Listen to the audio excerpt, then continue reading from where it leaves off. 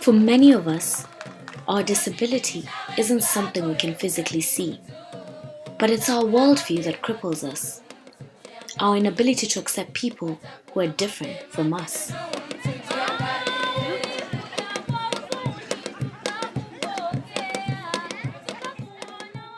People with disabilities should not be looked at as burden, as an additional problem.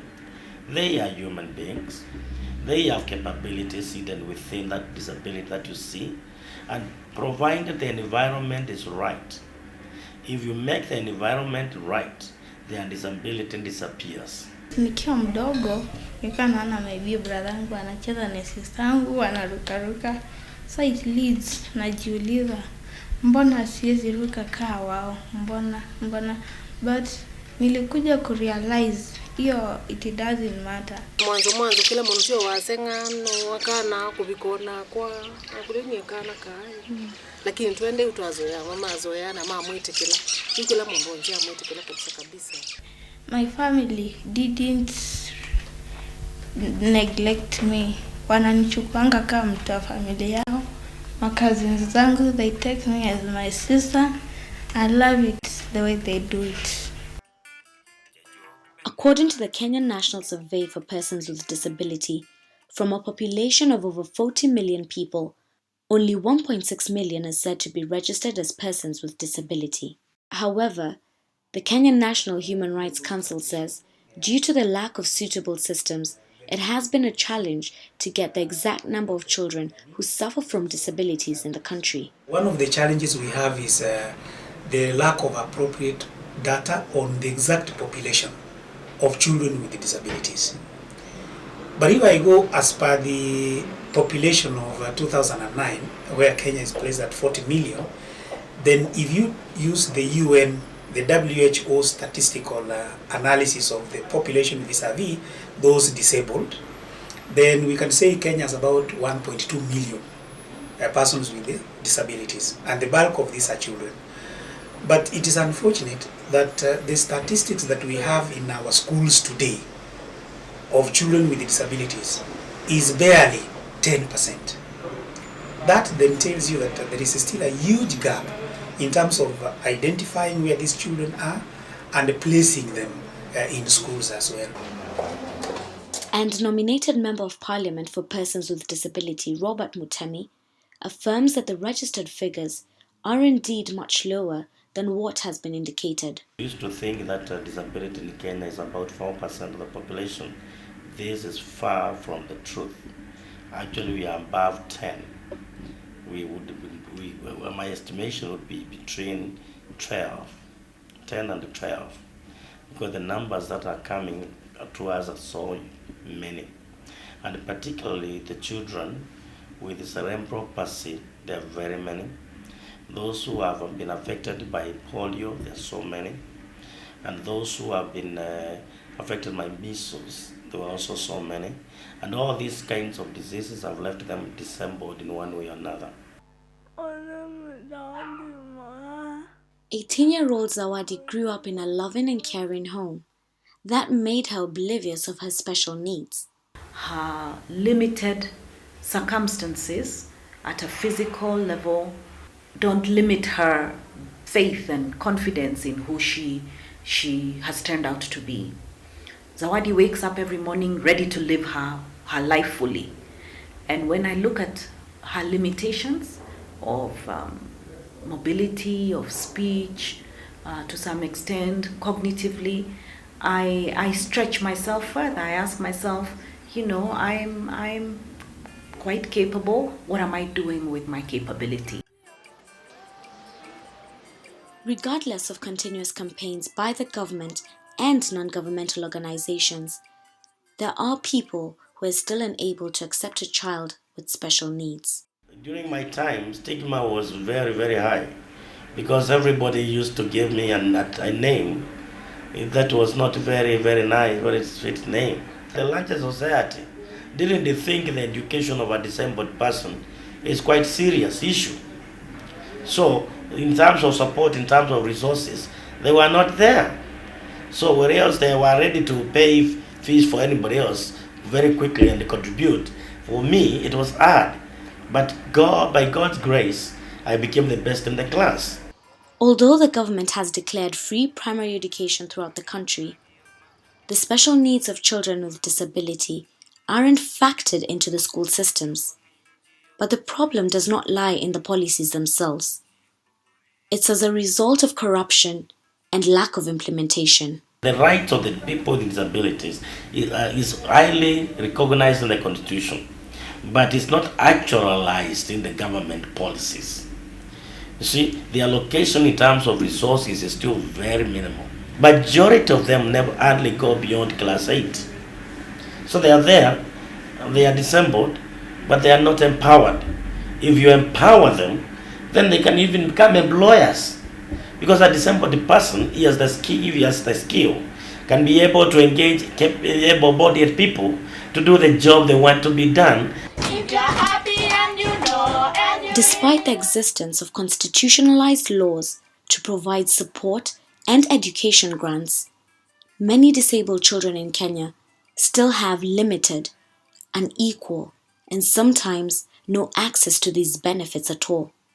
Some, if not most of these policies, only exist on paper. The government have started what we call the safety nets or social protection. And this social protection kitty is in terms of billions of Kenya shillings. It's actually almost 15 billion Kenya shillings. Honorable Mutemi acknowledges that the amount given by government is very little.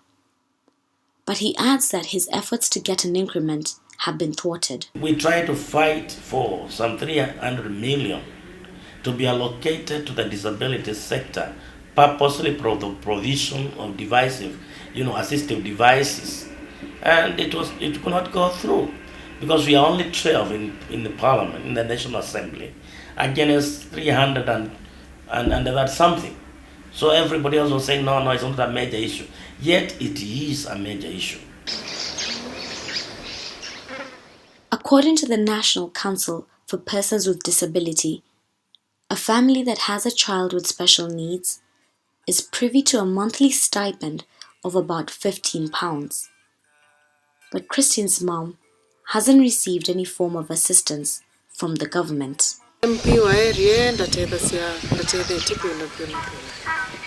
For example, ila mwana wa iki class 8 na weki katika media. Atwewe mundu kuwetondo.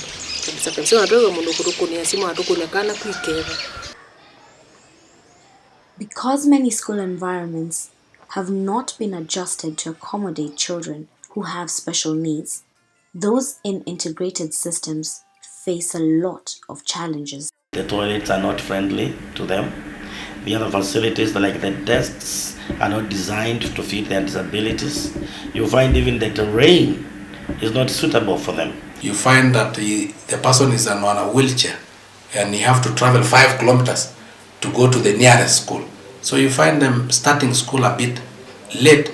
So you realize that you have taken somebody and put him or her in a very unfriendly learning environment. So this is where we are saying we would like to see that, and that's what we want to build, so that it can become a model for the other people to come and look at it and say, yes, this is what we call a friendly learning environment for persons with disability. From your book, can you see that? Maybe? And this is the reason Eva opted to have her daughter Zawadi homeschooled. People are laughing at me in school. I had one of my aunties, one of my cousins told me to also be laughed at. We decided to move her into a homeschooling program, and she has settled in very, very well, and is now in the equivalent of a high school academic level, and has about maybe 3 or so more years to get through the curriculum before she can gain some O-level equivalent.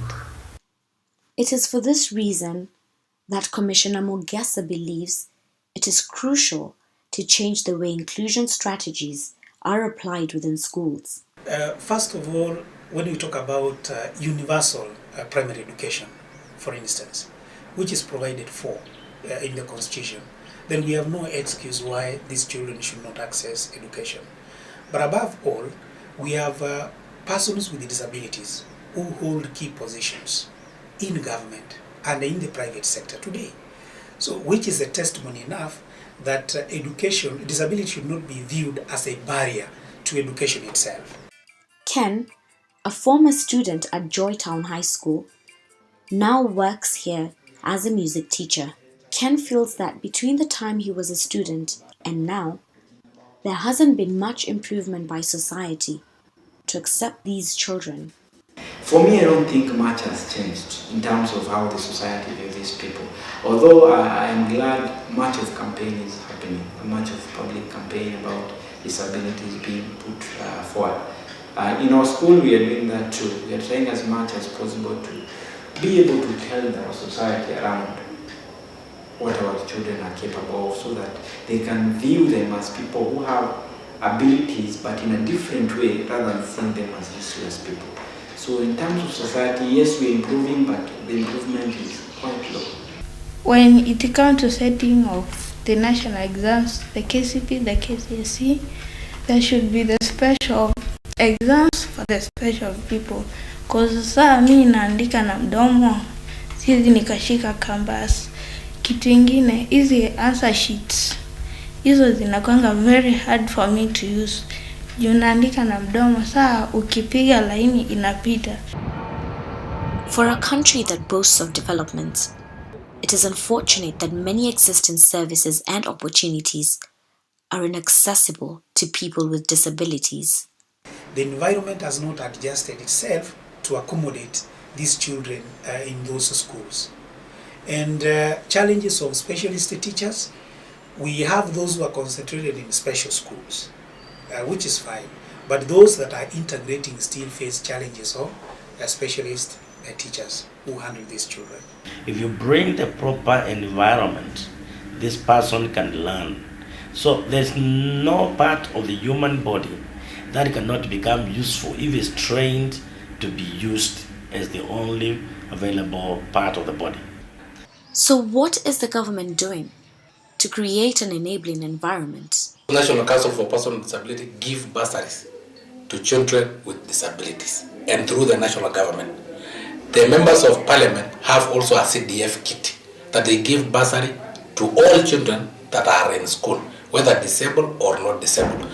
Zawadi and Christine are strong, motivated, and gifted teenagers who believe that their disability will not stop them from achieving their dreams. She's taught us to love, she's taught us to care, she's taught us to embrace, she has taught us to be very creative, and she's taught us to live fully. She's my best friend. These children are innocent, and they had nothing to do with their circumstances being different from other children, and that they are therefore gifts.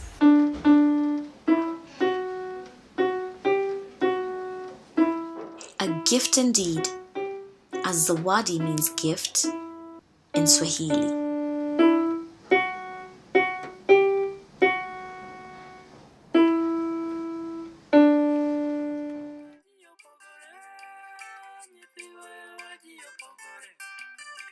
Omera ya